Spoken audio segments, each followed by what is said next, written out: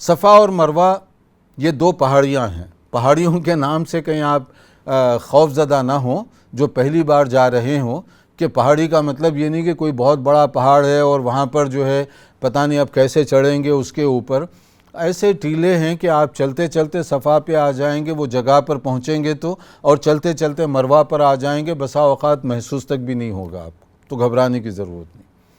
جس انداز سے اس کی تعمیر کی گئی ہے، یعنی راستہ جو بنایا گیا ہے بہت کمفرٹیبل ہے، بڑی آسانی کے ساتھ آپ یہ کام وہاں کر سکتے ہیں. تو پہاڑ کا نام سن کر بسا اوقات وہ ہوتا ہے کہ شاید کوئی بہت بڑا پہاڑ چڑھنا پڑے گا، تو اس طرح سے وہ بنایا اس طرح سے ہے کہ اونچائی ہوتے ہوتے آپ خود بخود آپ کے قدم پہاڑ کے اطراف کا جو حصہ ہے اس کو ٹچ کر رہے ہوں گے، تو آپ کو نہ چڑھنے کی ضرورت پڑے گی الگ سے، نہ آپ کو جو ہے بہت زیادہ خوف زدہ ہونے کی کوئی بات ہے. اس میں بوڑھے لوگ، ناتوان اور کمزور بھی بڑی آسانی کے ساتھ وہاں پہنچ سکتے ہیں. اور اگر کوئی اتنا کمزور ہے کہ وہ چل نہیں سکتا تو وہاں پر ویل چیئرز وغیرہ کا بھی انتظام ہوتا ہے، اس کے ذریعے سے بھی آپ ان کی بھی مدد لے سکتے ہیں. بہرحال یہ کہ صفا اور مروہ یہ عمرے کا یا حج کا ایک لازمی حصہ ہے. وہاں پر پہلے صحابہ کو تھوڑا سا تردد ہو رہا تھا، کیونکہ اس زمانے میں، زمانے جاہلیت میں جگہ جگہ بت رکھے ہوئے تھے، اور مشرکین عرب آپ کو معلوم ہے کعبۃ اللہ کے اطراف میں ہی 360 بت رکھے ہوئے تھے، تو مختلف جگہوں پر بت رکھے ہوئے تھے. تو اسی طرح وہاں پر بھی تھا. اب صحابہ کرام کو اسلام کے بعد تردد ہوا کہ اب صفا پر جائیں یا نہ جائیں، کیونکہ حکم تو ہے کہ وہاں جانا چاہیے، لیکن وہی بتوں والی بات تھی. تو پھر کہا گیا جو قرآن مجید کی جو آیات سورہ بقرہ میں دوسرے پارے میں آپ پڑھ لیجئے، ان الصفا والمروۃ من شعائر اللہ، کہ صفا اور مروہ تو اللہ تعالیٰ کے شعائر میں سے ہے. اب وہاں پر اگر کوئی آدمی غلط کوئی کام کر رہا ہے تو اس کی وجہ سے صفا اور مروہ کی صحیح یہ غلط نہیں ہوگی، کیونکہ آپ کسی بت کے لیے، اس کا طواف کرنے کے لیے، اس کی عبادت کرنے کے لیے نہیں جا رہے ہیں. وہاں پر اگر کوئی یہ بت نصب کر دیا تو وہ نصب کرنے والا جو آدمی ہے تو اس کی غلطی ہے یہ. تو اس طرح سے صحابہ کو بھی اطمینان ہو گیا کہ نہیں یہ کرنا چاہیے. دوسرے خود رسول اکرم صلی اللہ علیہ وسلم نے بھی اس کا حکم دیا، جس کی بہت تفصیل ام المؤمنین عائشہ رضی اللہ تعالیٰ عنہ اسی بخاری کے اندر بہت تفصیل کے ساتھ انہوں نے وضاحت کی ہے کہ زمانے جاہلیت میں کس طرح سے لوگ وہاں پر کیا غلط کام کیا کرتے تھے، اور اس وجہ سے تھوڑا سا تردد ہو رہا تھا. اب بتا دیا گیا کہ ہر ایک کے لیے صفا اور مروہ کی صحیح یہ ضروری ہے. یہ بھی سن لیجئے کہ ہمارا عمرہ اس وقت تک پورا نہیں ہوگا جب تک کہ صفا اور مروہ کے درمیان صحیح نہ ہو جائے. اور یہی بات ہے حج کے لیے، کیونکہ حج کرنے کے لیے جب بھی آئیں گے تو اس وقت صحیح تو آپ کو کرنی پڑے گی، کم سے کم ایک صحیح تو، ورنہ اگر کوئی آدمی تمتع وغیرہ کر رہا ہے تو اس کو ایک سے زیادہ بار کرنی پڑے گی، لیکن یہ ہے کہ کم سے کم ایک بار تو کرنا پڑے گا. تو کہا گیا کہ لیس لأحد ان یترک الطواف بینہما، کسی کے لیے یہ روا اور جائز نہیں ہے کہ وہ حج ہو یا عمرہ ہو صحیح بین الصفا اور مروہ اس کو چھوڑ دے، یہ ضروری ہے. تو طواف کرنے کے بعد 2 رکعت اور 2 رکعت کے بعد صفا اور مروہ کے درمیان صحیح. اور صحیح کیسے ہے؟ پہلے آدمی صفا پر پہنچے گا، اور صفا پر پہنچنے کے بعد جو وہاں پر اذکار مسنونہ ہیں جو آپ کسی بھی حج وغیرہ کی کتاب میں تفصیل کے ساتھ دیکھ سکتے ہیں، اس کو پڑھتا رہے آدمی، وہاں پر دعا کرے.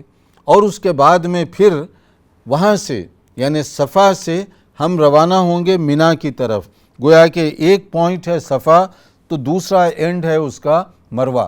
تو صفا اور مروہ تک آئیں گے تو ایک سمجھا جائے گا، یعنی آ کر واپس لوٹنا نہیں ہے کہ آپ صفا سے شروع کریں گے پھر صفا واپس آئیں گے تو ایک چکر ہوگا، ایسا نہیں.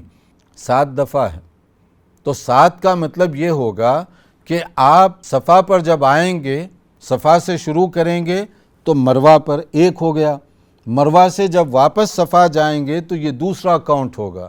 تو اس طرح سے 4 بار آپ صفا پر آئیں گے، 3 بار مروہ پر، تو یہ آپ کی جو ہے صحیح ہو گئی. صحیح کے دوران وہاں ایک اور درمیانی ایک فاصلہ ہے جہاں پر رسول اکرم صلی اللہ علیہ وسلم نے تیز چلنے کا حکم دیا، خاص طور پر مرد حضرات کے لیے. جیسے تندرست اور توانا آدمی واکنگ کرتا ہے یا ذرا تیزی کے ساتھ چلتا ہے یا جاگنگ کرتا ہے، تو اس طرح سے کیونکہ مشرکین اس وقت ایک پروپیگنڈا کیے ہوئے تھے کہ مکہ مکرمہ چھوڑنے کے بعد مسلمان جو مہاجرین ہیں بیمار، ناتوان، کمزور ہو گئے ہیں، اب وہ چل پھرنے کی بھی طاقت نہیں رکھتے، اس طرح کا پروپیگنڈا تھا۔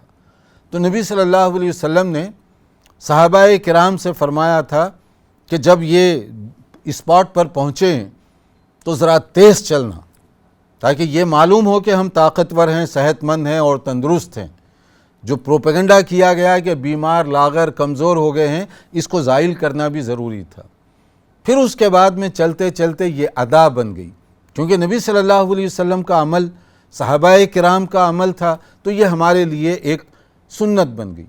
تو اس طرح سے وہ جو اسپاٹ ہے اور اس کو پہچاننے کا آسان طریقہ آج کل وہاں سبز بتی لگائی گئی ہے کہ کہاں پر حاجی کو تیز ذرا چلنا ہے تو وہ سبز بتی ہے، تو وہ جہاں پر سبز ٹیوب لائٹ لگی ہوئی ہے گرین، تو یہ وہ جگہ ہے جہاں تیز چلنا ہے۔ سمپل انداز سے تیز کا مطلب ہے کہ نسبتاً آپ جتنا تیز چل سکتے ہوں دوسروں کو تکلیف پہنچائے بغیر، اور یہ بھی اگر آپ کا عمرہ عام دنوں میں ہو رہا ہے تو یہاں پر آپ تیز دوڑ سکتے ہیں، اتنی گنجائش ہوتی ہے، اور اگر حج کے زمانے میں ہو رہا ہے تو ذرا سا احتیاط سے چلیے تاکہ دوسروں کو کوئی تکلیف نہ ہونے پائے۔ تو نسبتاً جو آپ کے عام قدم ہیں اس سے ذرا تیز تیز آپ چلیے۔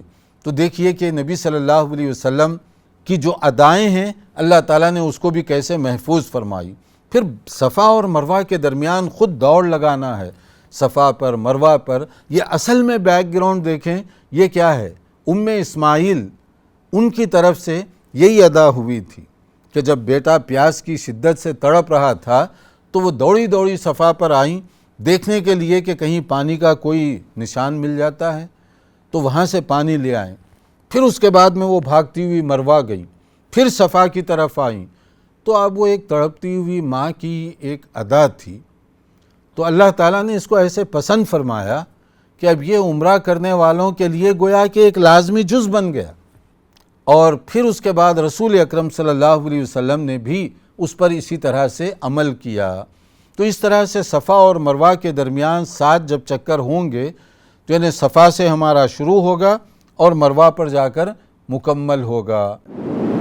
مرسی ٹی وی کے مزید ویڈیوز کے لیے ہمارے چینل کو سبسکرائب کریں اور بیل آئیکن کو ضرور دبائیں۔ جزاک اللہ خیرن۔ مرسی ٹی وی، پیغام رحمت۔